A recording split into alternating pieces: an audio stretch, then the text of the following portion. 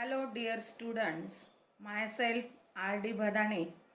In previous lecture, angle and its measurement, we see the topic types of angles and the formula on coterminal angle. In this lecture, we learn example on the coterminal angle. Example: determine which of the following pairs of angles are coterminal or not. We see the formula theta 1 minus theta 2 is equal to n into 360 degree. बघा आपण या ठिकाणी 360 degree घेतल्यावर 360 डिग्रीच्या double होतात 720, triple होतात 1080. तर आपल्याला 360 हा लिहिता येतो 1 into 360. 720 can be written as 2 into 360. 1080 can be written as 3 into 360 degree.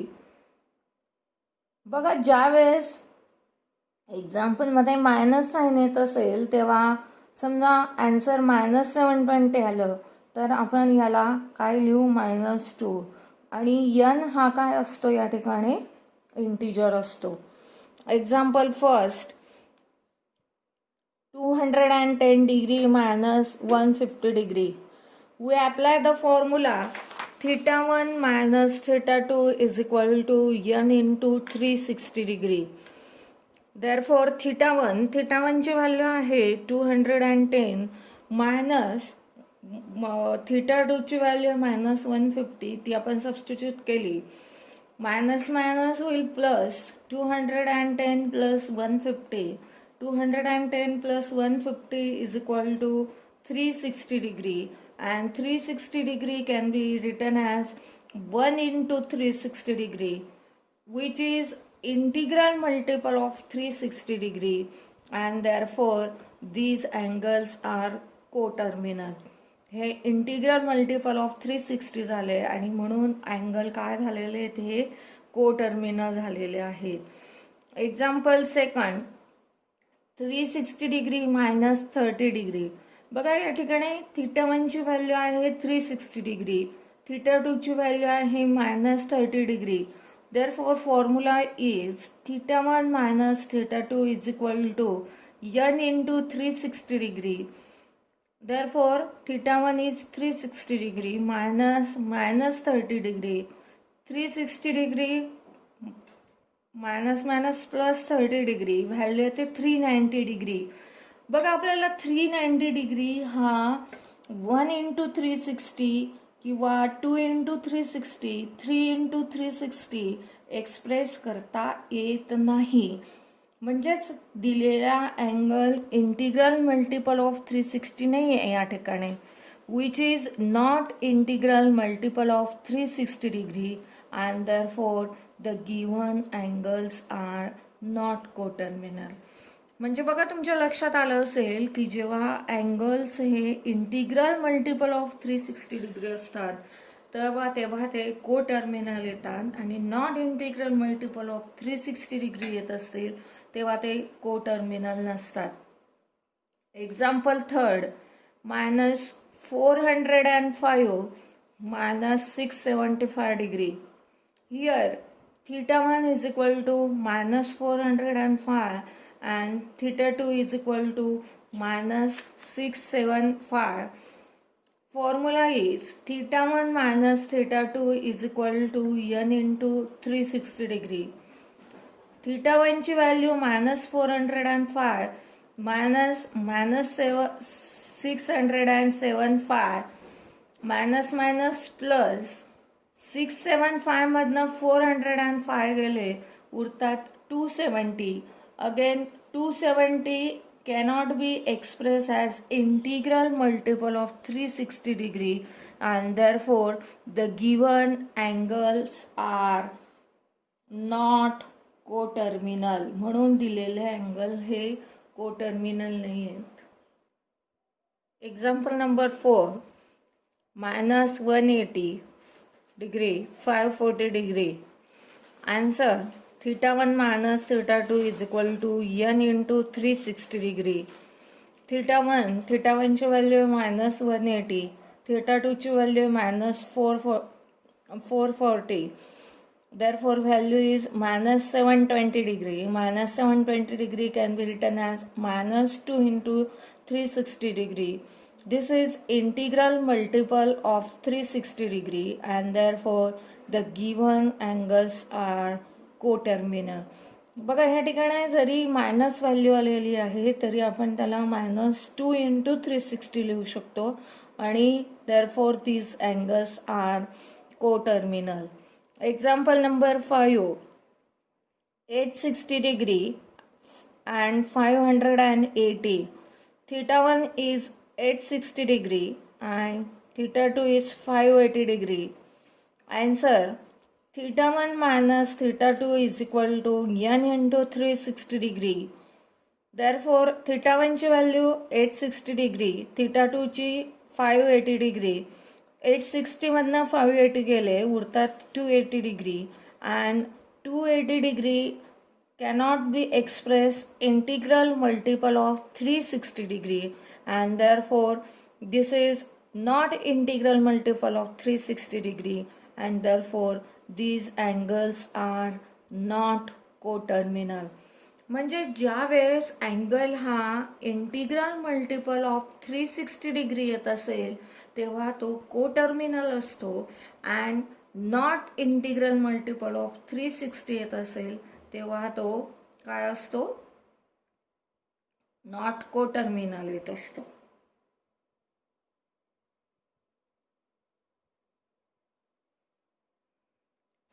Next type of example, draw the angles of the following measures and determine their quadrants. म्हणजे बघा अँगल ड्रॉ करायचा आहे आणि तो कोणत्या क्वाड्रंटमध्ये आहे ते सांगायचं आहे. पहिला अँगल मायनस 140 डिग्री. बघा मायनस 140 डिग्री, मायनस 140 डिग्री याच्यासाठी मायनस 140 डिग्री हा जो अँगल आहे हा मायनस असल्यामुळे हा क्लॉकवाईज येईल. ज्यावेळेस क्लॉकवाईज अँगल असतो तेव्हा त्याला मायनस साईन येतं. मायनस 145 हा आपल्याला कसा लिहिता येईल, मायनस 90 इंटू 1 प्लस 50 डिग्री. मग बघा आता हा 90 इंटू 1 50 डिग्री 50 म्हणून हा बघा हा होईल तुमचा फर्स्ट क्वाड्रंट, हा होईल सेकंड क्वाड्रंट, हा होईल थर्ड क्वाड्रंट आणि हा होईल fourth quadrant. Since the terminal arm OP lies in third quadrant and therefore the angle is in third quadrant. म्हणजे बघा या ठिकाणी फर्स्ट, सेकंड आणि थर्ड 50 अँगल कुठे येईल, ह्या ठिकाणी येईल आणि म्हणून minus 140 degree lies in third quadrant. आता बघा 250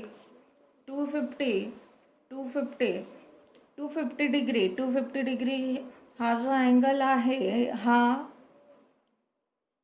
पॉझिटिव्ह आहे म्हणजे हा काय झाला, अँटी क्लॉकवाईज झाला. अँटी क्लॉकवाईज असल्यामुळे 250 आपल्याला कसं लिहिता येईल, 180 250 degree is written as 180 into 2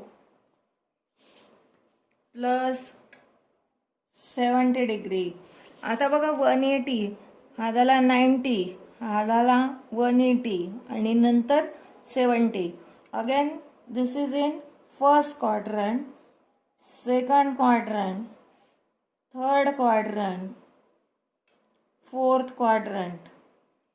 Since the terminal arm OP lies in third quadrant, Therefore, the angle lies in the third quadrant. म्हणून या ठिकाणी अँगल कुठे लाय होतो आहे? थर्ड क्वाड्रंटमध्ये लाय होतो आहे. Angle number third 945 degree. 945 degree is anti-clockwise direction. Therefore, we take 945 as terminal arm OP lies in the third quadrant. Therefore, the angle lie in third quadrant. This is first, second, third and fourth.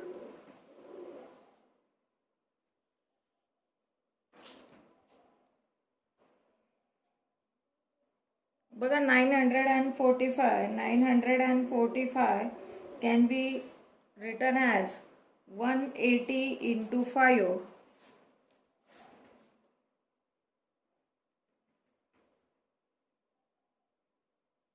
plus 45 degree. 18 पंचे 90 आणि 90 अधिक 45 म्हणजे 945.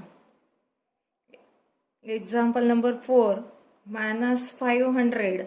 -500, this angle is in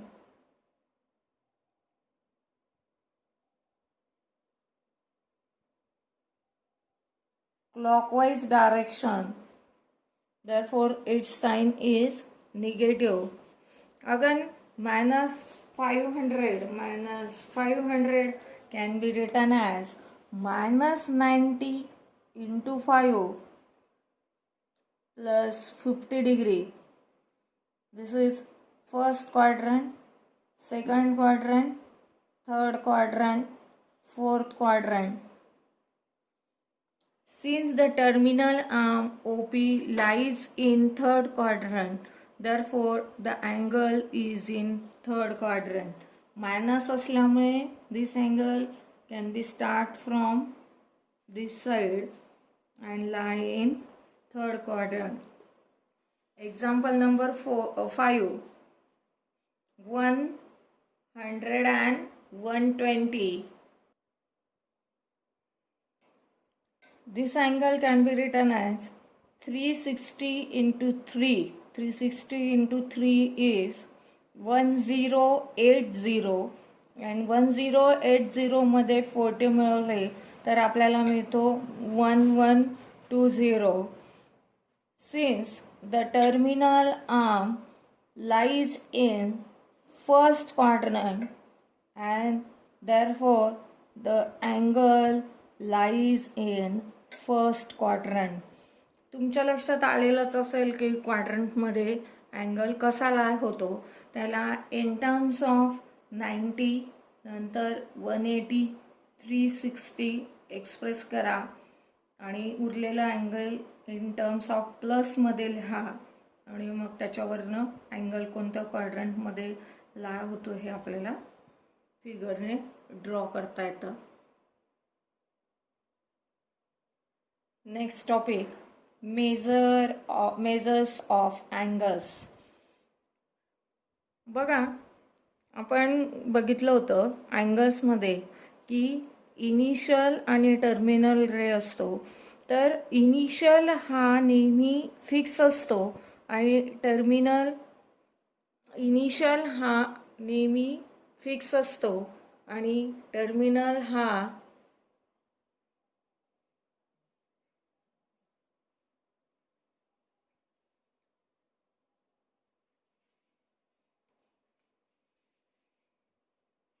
बघा, आता हे दोन रे आहे, initial आणि टर्मिनल. तर इनिशियल रे हा नेहमी फिक्स असतो आणि टर्मिनल रे हा व्हॅरी होत असतो आणि त्याच्यामुळे अँगल हा फॉर्म होत असतो.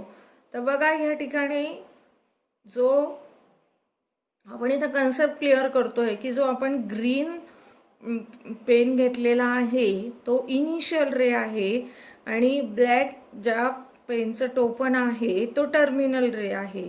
म्हणजे OA हा इनिशियल रे झाला आणि OB या ठिकाणी काय झाला, टर्मिनल रे झाला. तर बघा, measures of angles. The amount of rotation from initial ray OA to the ray OB gives the measure of the angle AOB, and it is measured in two systems. First system is sexagesimal system, and sexagesimal system is called as degree measure, and circular system, second circular system is called as radian measure. We see the first system, sexagesimal system. In sexagesimal सिस्टीमलाच म्हटलं जातं degree major.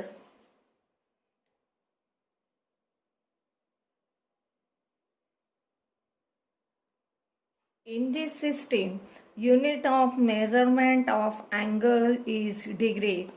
It is denoted by this sign. We define 1 degree.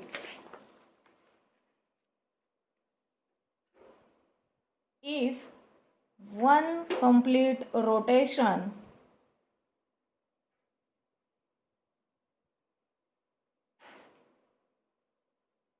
is divided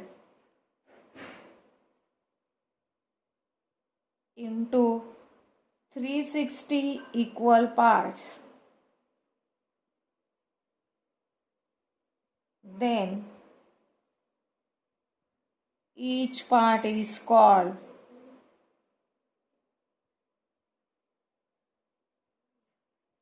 one degree.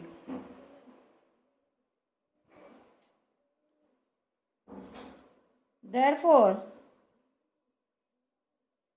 one complete rotation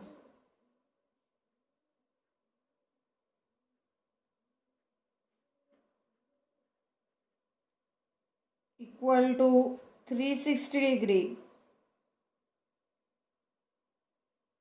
1 degree is equal to 60 minutes.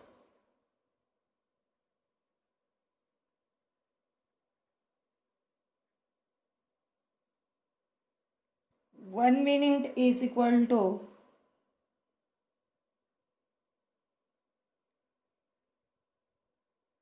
60 seconds.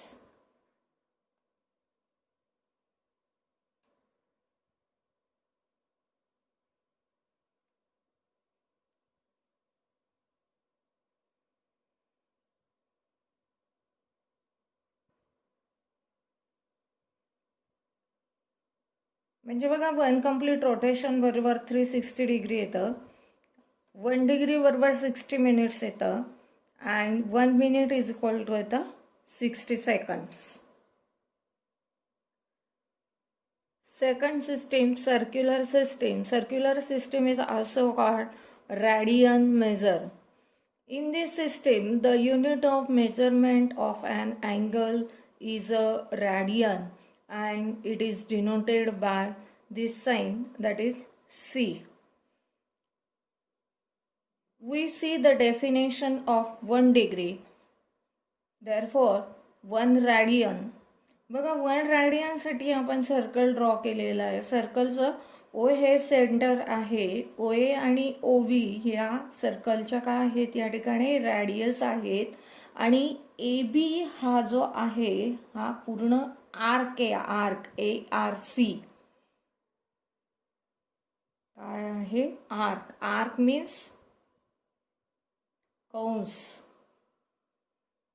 AB हा या ठिकाणी arc आहे. Therefore, 1 radian. 1 radian is the measure of the angle subtended by an arc at the center of the circle whose length is equal to radius of that circle. 1 radian is the measure of angle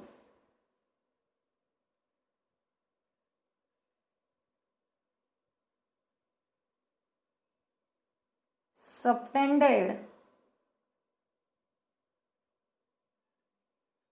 by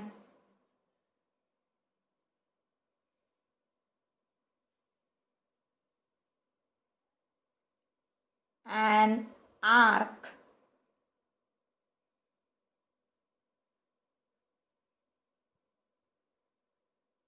at the center of the circle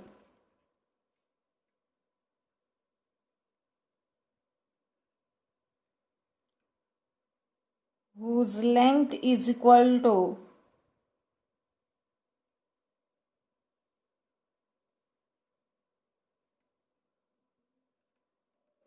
radius of that circle. This definition can be asked for 1 mark in theorem. Define 1 radian and prove that. Again see 1 radian. 1 radian काय असतं की 1 radian is the measure of angle. कोणामुळे subtend होतो तो arc A B मुळे. कुठे? Centre of the circle. आणि त्याची लेंथ कोणाबरोबर येत असते? त्या सर्कलच्या रेडियस बरोबर येत असते. Theorem. The radian so defined is independent of the radius of the circle. This is most important theorem, and this theorem can be asked for 3 marks.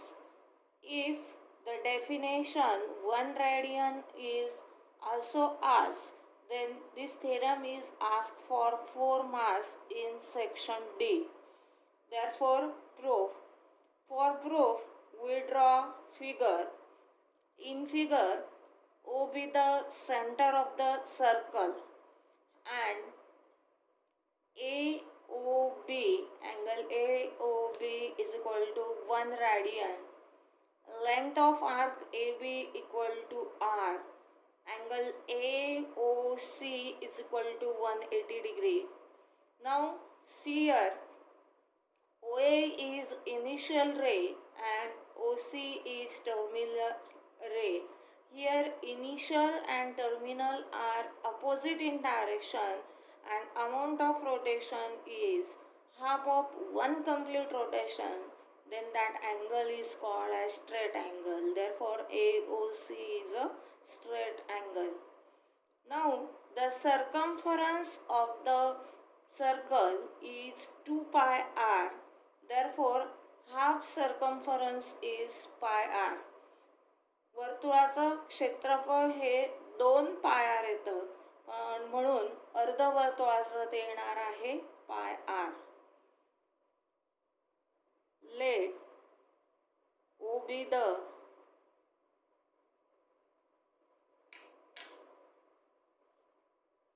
center of a circle and R be the radius of the circle.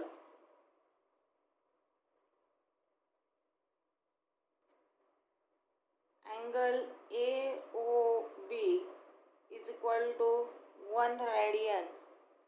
Length of arc AB is equal to R. Angle AOC is equal to 180 degree and length of arc ABC is equal to pi r. As S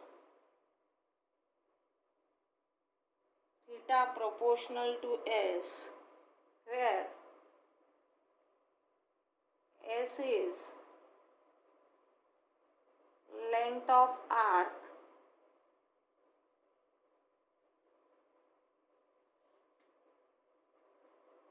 subtended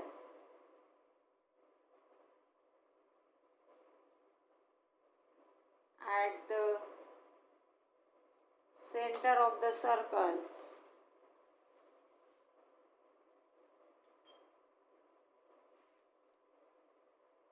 theta या ठिकाणी यसला proportional आहे. आपल्याला हे proportionality sine काय करायचं आहे, remove करायचं आहे. ज्यावेळेस आपल्याला प्रोपोर्शनॅलिटी साईन रिमूव्ह करायचं असतं तेव्हा आपण कॉन्स्टंट घेतो आणि तो कॉन्स्टंट थीटा बरोबर काय घेतो असतो, KS घेतो. पण या ठिकाणी बघा 2 अँगल आहेत आणि 2 आर्क आहेत आणि म्हणून आपण घेणार आहे की θ1 upon θ2 equal to S1 upon S2. बघा θ1 ची व्हॅल्यू आहे 1 रॅडियन, θ2 ची व्हॅल्यू आहे 180 डिग्री. फर्स्ट आर्कची व्हॅल्यू आहे R. सेकंड आर्क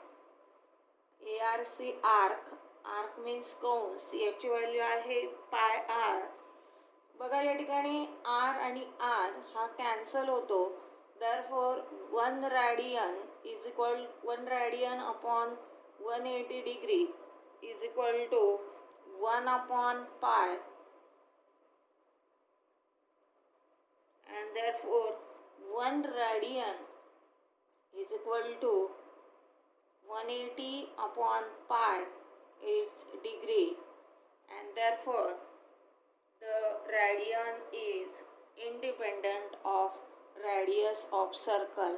बघा आपण जे हे एक्सप्रेशन आलेलं आहे या ठिकाणी R नाही आहे, म्हणजेच रॅडियन बरोबर काय हे 180 अपॉन पाय आहे, म्हणजे या ठिकाणी रॅडियसचा काही संबंध नाही आहे आणि म्हणून आपल्याला म्हणता येईल radian measure is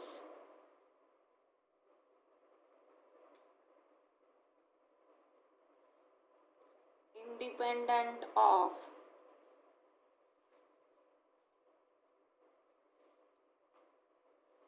radius of circle.